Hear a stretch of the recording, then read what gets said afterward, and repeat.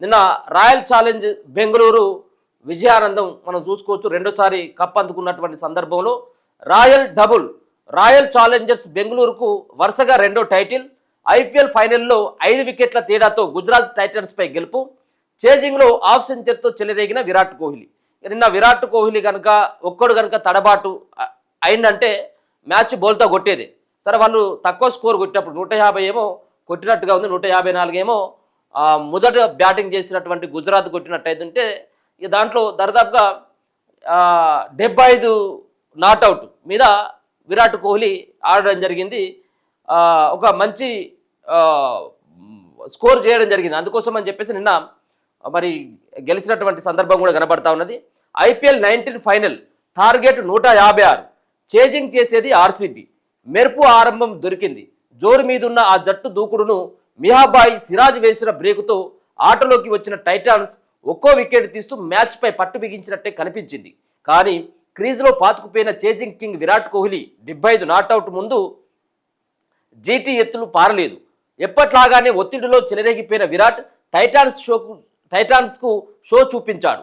భారీ సిక్సర్తో టార్గెట్ను మ్యాచ్ను పూర్తి చేసి ఆర్సీబీకి రెండో ఐపీఎల్ టైటిల్ అందించి కోట్లాది అభిమానులు మరోసారి కప్ నామ్దే అంటూ ఊగిపోయేలా చేశాడు. తన ఇన్నింగ్స్తో ఐపీఎల్ 19 సీజన్కు అదిరిపోయే ఫినిషింగ్ టచ్ ఇచ్చాడు. అంతకుముందు ఫస్ట్ బ్యాటింగ్ చేసిన గుజరాత్ టైటన్స్ తడబడింది. Captain Gill, star batter Sai Sudharsan త్వరగా అవుట్ అవ్వడంతో ఒత్తిడిలోకి కూరుకుపోయిన జీటీపై ఆర్సీబీ బౌలర్లు తుది వరకు పైచేయి కొనసాగించారు. వాషింగ్టన్ సుందర్ 50 నాట్అవుట్ హాఫ్ సెంచరీతో మెరవడంతో జీటీ నామమాత్రమైనటువంటి లక్ష్యాన్ని నిర్దేశించగలిగింది. సో మొత్తానికి కప్ మాత్రం ఆర్సీబీ చేతిలోకి వెళ్ళిపోయింది. కానీ దీంట్లో ఐపీఎల్ 19 అంటే 19వ సీజన్లో సరే టైటిల్ గెలిచినప్పటికీ, ఆర్సీబీ గెలిచినప్పటికీ ఒక వ్యక్తి పేరు మాత్రం మారుమోగుతూ ఉన్నది సోషల్ మీడియాలో. ముఖ్యంగా క్రికెట్ ప్రపంచమంతా ఒక వ్యక్తి గురించి మాట్లాడుకుంటా ఉంది. అదే 15 ఏళ్ల బుడ్డోడైనటువంటి వైభవ్ సూర్యవంశీ గురించి. ఆయనకు వచ్చినటువంటి 4 అవార్డులు వచ్చినాయి నిన్న. అంటే ఈ ఐపీఎల్లో ఎక్కువ సిక్స్లు కొట్టినటువంటి వ్యక్తిగా, అలాగే స్ట్రైక్ రేట్ ఎక్కువగా ఉన్నటువంటి వ్యక్తిగా చాలా రికార్డులను బద్దలు కొట్టడం జరిగింది.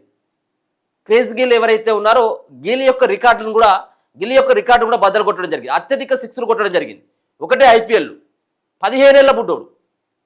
సో అది నిజంగా కూడా ఇది భారత్కి చాలా ఫ్యూచర్కు సంబంధించినటువంటి దాంట్లో. అంటే సచిన్ తర్వాత ఎవరు అనుకున్నప్పుడు విరాట్ కోహ్లీ కావచ్చు, దాని తర్వాత ధోని కావచ్చు, ఇట్లాంటి సరసన చేరేటువంటి వ్యక్తుల్లో ఇప్పుడున్నటువంటి లిస్ట్ కనుక చూసినట్టయితే ఈ 15 ఏళ్ల బుడ్డోడు అతి త్వరలో వీళ్ళ యొక్క రికార్డులు కూడా బద్దలు కొట్టేటువంటి అవకాశం కనబడతా ఉంది. కొడితే 4 అన్న 6 అన్న, ఇక బ్యాటుకు బంతి దాకిందంటే అది బౌండరీ అవతలకి పోవాల్సిందే.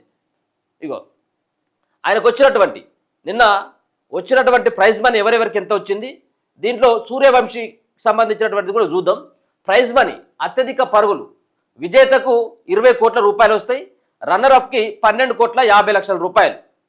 సో అత్యధిక పరుగులు చేసినటువంటి దాంట్లో ఎవరు ఎక్కువ ఉన్నారంటే 776 పరుగులు చేసిండు వైభవ్ సూర్యవంశీ రాజస్థాన్ తరపున. రెండో ప్లేస్లో శుభ్మన్ గిల్ గుజరాత్, సాయి సుదర్శన్ గుజరాత్ 722, విరాట్ కోహ్లీ బెంగళూరు 675, హెన్రిస్ క్లాచెన్ హైదరాబాద్ నుంచి 624. అంటే 776 రన్నులు కొట్టినటువంటి సూర్యవంశీకి అవార్డు కూడా ఇవ్వడం జరిగింది. ఎక్కువ సిక్స్లు కొట్టింది కూడా ఎవరంటే వైభవ్ సూర్యవంశీ 72 సిక్స్లు కొట్టిండు. 57 సిక్స్లేమో గిల్ పేరు మీద ఉన్నాయి, 56 57 ఉన్నట్టున్నాయి.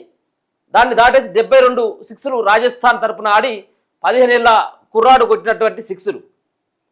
ఆ జట్టు అత్యధిక స్కోర్ పంజాబ్ ఇప్పటివరకు కొట్టింది ఈ సీజన్లో 265. ఆటగాడి అత్యధిక స్కోర్ రాహుల్ 152 కొట్టిండు. ఈ సీజన్లో అత్యధిక శతకాలు చేసింది సంజు శాంసన్ 2 చేసిండు. సో బెస్ట్ బౌలింగ్ మౌసిక్ ఖాన్ 5 వికెట్లు తీసిండు 23 రన్నులు ఇచ్చి.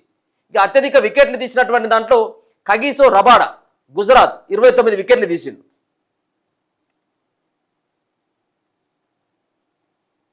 సో నిన్న జరిగినటువంటి మ్యాచ్ తక్కువ స్కోర్కి అవుట్ అయినప్పుడు, తక్కువ స్కోర్కి కట్టడి చేసినప్పటికి కూడా ముఖ్యంగా ఆర్సీబీ గెలుస్తుందా అన్నటువంటి అనుమానాలు కూడా కలిగినాయి. మొదట్లో కొంత ఓపెనింగ్ భాగస్వామ్యం అంటే వెంకటేష్ అయ్యర్ ఆడిన కానించి వెంకటేష్ అయ్యర్ అవుట్ అయ్యేంత వరకు, అంటే పవర్ ప్లేలో వచ్చినటువంటి స్కోర్ను చూసినట్టయితే ఉంటే అలవోకగా ఆర్సీబీ గెలుస్తుందని చెప్పేసి అనిపించింది. కానీ దాని తర్వాత టపా వికెట్లు పడడం ఇది కొంత ఆందోళన కలిగించింది. నిజంగా కూడా నిన్న గెలిచినటువంటి క్రెడిట్ అంతా కూడా ఆర్సీబీ టీం గెలిచినప్పటికీ ఈ క్రెడిట్ అంతా కూడా విరాట్ కోహ్లీకి ఇవ్వాల్సిందే.